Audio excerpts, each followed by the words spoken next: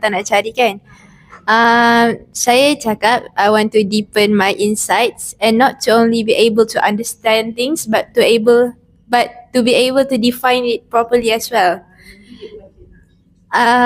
So datang ke bengkel ni saya dapatlah apa yang saya nak, sebab biasanya saya tak faham macam mana nak buat nota. Kalau ya pun saya memang datang sekolah, saya tengok nota kawan saya dulu baru saya macam okay lah.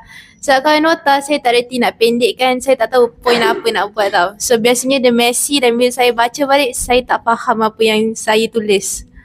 So bila pergi ke bengkel ni macam bantulah saya macam mana nak buat nota yang betul. Macam kita kena faham apa yang kita pertanyakan dulu, baru kita boleh cari apa point yang kita nak kan. And basically it helped me a lot for the future of making notes and stuff like that. Sebab saya memang seorang yang cepat faham, tapi saya punya memory term adalah sangat short. Macam boleh bagi tahu saya pagi ni, malam ni saya dah lupa.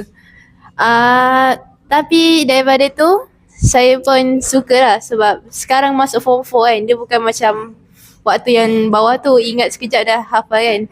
Ni banyak term dia, lagi-lagi kat bio kan.